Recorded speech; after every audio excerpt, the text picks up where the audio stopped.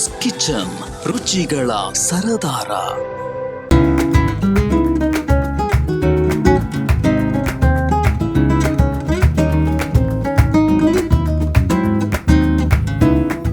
ವೀಕ್ಷಕರೇ, ಕಳೆದ ವಾರ ಅಪ್ಲೋಡ್ ಮಾಡಿದಂಥ ಬ್ರೆಡ್ ಸ್ಯಾಂಡ್ವಿಚ್ಗೆ ಅದ್ಭುತವಾದಂಥ ಪ್ರತಿಕ್ರಿಯೆ ಸಿಕ್ಕಿದೆ.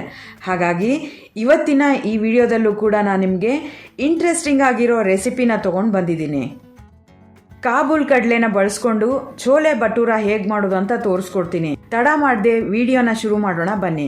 ಮೊದಲಿಗೆ ಛೋಲೆ ಭಟೂರ ಮಾಡೋದಕ್ಕೆ ಬೇಕಾಗಿರೋ ಪದಾರ್ಥಗಳನ್ನು ನೋಟ್ ಮಾಡ್ಕೊಳ್ಳಿ.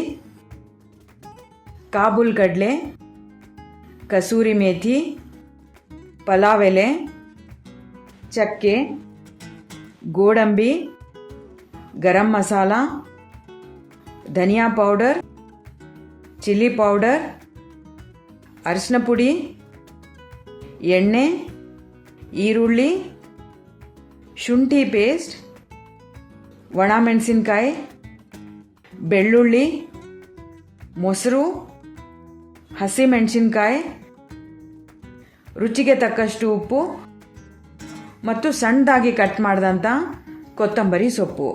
ಛೋಲೆ ಭಟೂರ ಮಾಡೋ ವಿಧಾನನ ನೋಡ್ಕೊಂಡು ಬರೋಣ ಬನ್ನಿ.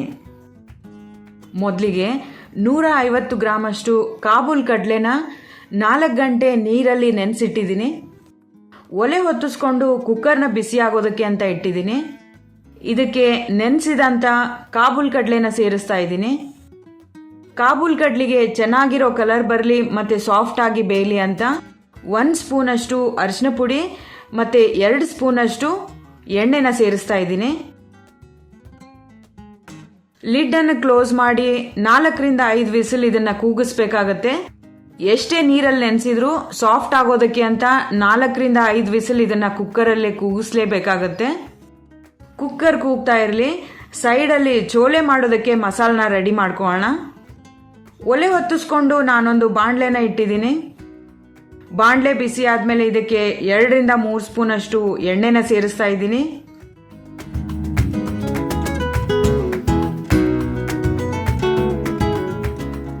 ದೊಡ್ಡದಾಗಿ ಹೆಚ್ಚಿಟ್ಟಂತ ಈರುಳ್ಳಿನ ಸೇರಿಸ್ತಾ ಇದ್ದೀನಿ. 2 ಒಣ ಮೆಣಸಿನಕಾಯಿನ ಸೇರಿಸ್ತಾ ಇದ್ದೀನಿ. ಬೆಳ್ಳುಳ್ಳಿನ ಸೇರಿಸ್ತಾ ಇದ್ದೀನಿ. ಇದಕ್ಕೆ 1 ಸ್ಪೂನಷ್ಟು ಶುಂಠಿ ಪೇಸ್ಟ್ನ ಸೇರಿಸ್ತಾ ಇದ್ದೀನಿ. ಈರುಳ್ಳಿ ಕಲರ್ ಚೇಂಜ್ ಆಗೋವರೆಗೂ ಇದನ್ನ ಸ್ವಲ್ಪ ಬಾಡಿಸ್ಕೊಳ್ಬೇಕಾಗತ್ತೆ. 8 ರಿಂದ 10 ಗೋಡಂಬಿನ ಸೇರಿಸ್ತಾ ಇದ್ದೀನಿ.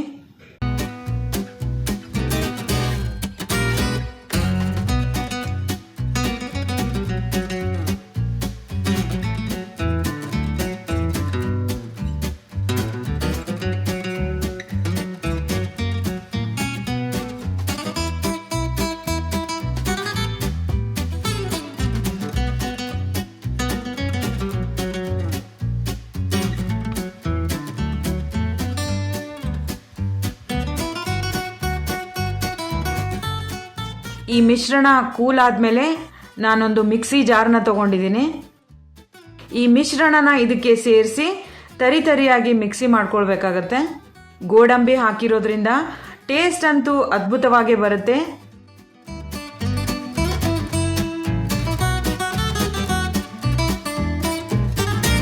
ನಾನೊಂದು ಬೌಲ್ನ ತಗೊಂಡಿದ್ದೀನಿ. ಇದಕ್ಕೆ 3 ರಿಂದ 4 ಸ್ಪೂನಷ್ಟು ಮೊಸರನ್ನ ಸೇರಿಸ್ತಾ ಇದ್ದೀನಿ.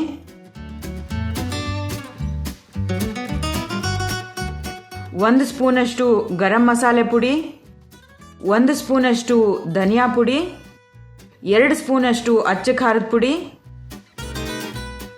ಮತ್ತು 1 ಸ್ಪೂನಷ್ಟು ಅರಿಶಿನ ಪುಡಿನ ಸೇರಿಸಿ ಇದನ್ನು ನೀಟಾಗಿ ಮಿಕ್ಸ್ ಮಾಡ್ಕೊಳ್ಬೇಕಾಗತ್ತೆ.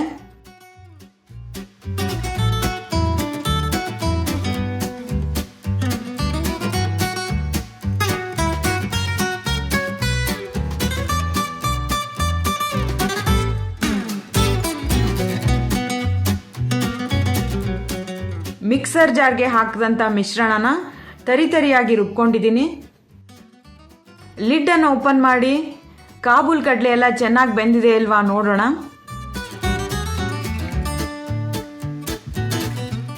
ಕಾಬೂಲ್ ಕಡಲೆ ಎಲ್ಲ ಸಾಫ್ಟ್ ಆಗಿ ತುಂಬ ಚೆನ್ನಾಗಿ ಬೆಂದಿದೆ.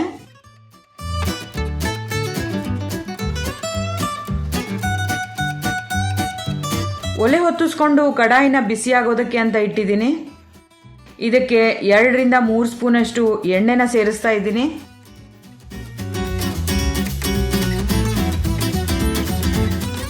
ಎಣ್ಣೆ ಬಿಸಿ ಆದಮೇಲೆ 1 ಪಲಾವ್ ಎಲೆ, ಸ್ವಲ್ಪ ಚಕ್ಕೆನ ಸೇರಿಸ್ತಾ ಇದ್ದೀನಿ. ಸ್ವಲ್ಪ ಬಾಡಿಸ್ಕೊಂಡ್ರೆ ಘಮ್ ಅಂತ ಸುವಾಸನೆ ಬರುತ್ತೆ. ಇದಕ್ಕೆ 4 ಹಸಿಮೆಣಸಿನ್ಕಾಯಿನ ಸೇರಿಸ್ತಾ ಇದ್ದೀನಿ.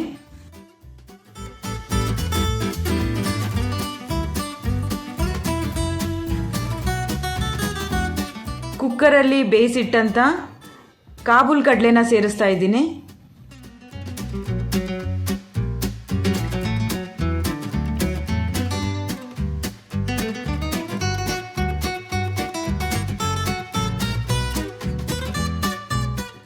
ಮಿಕ್ಸರಲ್ಲಿ ತರಿತರಿಯಾಗಿ ಮಾಡಿದಂಥ ಮಿಶ್ರಣನ ಸೇರಿಸ್ತಾ ಇದ್ದೀನಿ. ಅದ್ರ ಜೊತೆಗೆ ಮೊಸರಿನ ಜೊತೆ ಸೇರಿಸಿದ ಎಲ್ಲ ಮಸಾಲೆ ಪದಾರ್ಥಗಳನ್ನು ಸಹ ಇದ್ರ ಜೊತೆ ಮಿಕ್ಸ್ ಮಾಡ್ತಾ ಇದ್ದೀನಿ.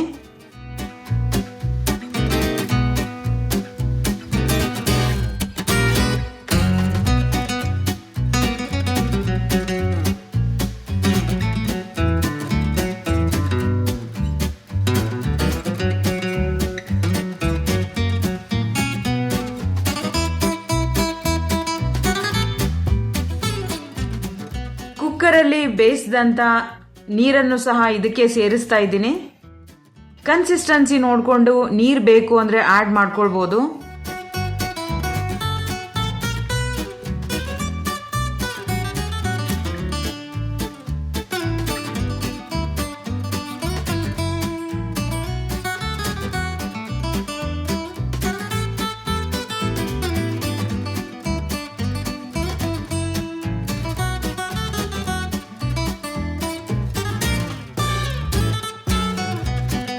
ರುಚಿಗೆ ತಕ್ಕಷ್ಟು ಉಪ್ಪನ್ನ ಸೇರಿಸ್ತಾ ಇದ್ದೀನಿ.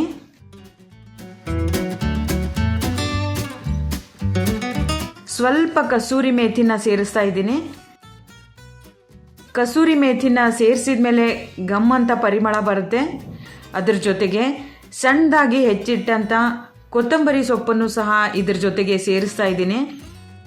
ಸಣ್ಣ ಉರಿಯಲ್ಲೇ ಇದನ್ನು 2 ನಿಮಿಷ ಕುದಿಸ್ಕೊಳ್ಬೇಕಾಗತ್ತೆ.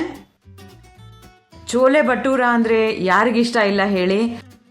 ಹೋಟೆಲ್ಗಳಲ್ಲಿ ಮತ್ತು ರೆಸ್ಟೋರೆಂಟ್ಗಳಲ್ಲಿ ಹೋದರೆ ಚೋಲೆ ಭಟೂರ ತಿನ್ನೋದಕ್ಕೆ ಎಲ್ಲರೂ ತುಂಬ ಇಷ್ಟಪಡ್ತಾರೆ. ರೆಸ್ಟೋರೆಂಟ್ಗಳಲ್ಲಿ ಸಿಗುವಂಥ ಚೋಲೆ ಭಟೂರ ತಿನ್ನೋದಕ್ಕಿಂತ ಮನೆಯಲ್ಲಿ ಮಾಡ್ಕೊಂಡು ತಿಂದರೆ ಹೈಜಿನಿಕ್ ಆಗೂ ಇರುತ್ತೆ. ಅದ್ರ ಜೊತೆಗೆ ಟೇಸ್ಟ್ ಕೂಡ ತುಂಬ ಅದ್ಭುತವಾಗಿರುತ್ತೆ. ಆಮೇಲೆ ಮನೆ ಮಂದಿ ಜೊತೆ ತಿನ್ನೋ ಒಂದು ಮಜಾನೇ ಬೇರೆ ಅಂತ ಹೇಳ್ಬೋದಲ್ವಾ. ಈಗ ರೆಡಿಯಾದಂಥ ಚೋಲೆನ ನಾನು ಸರ್ವಿಂಗ್ ಬೌಲ್ಗೆ ಶಿಫ್ಟ್ ಮಾಡ್ತಾ ಇದ್ದೀನಿ.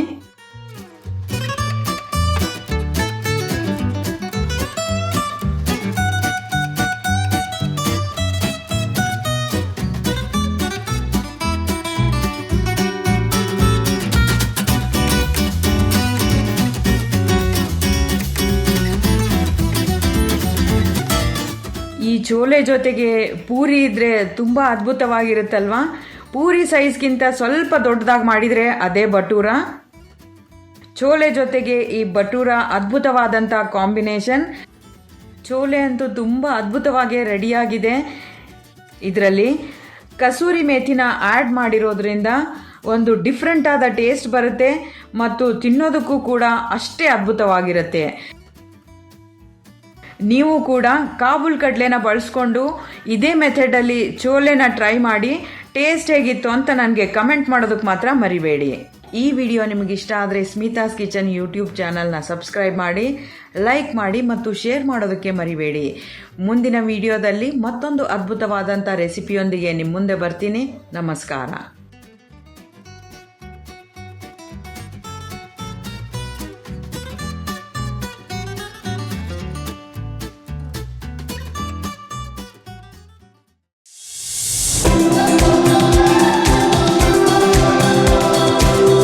ಸ್ಮಿತಾಸ್ ಕಿಚನ್, ರುಚಿಗಳ ಸರದಾರ.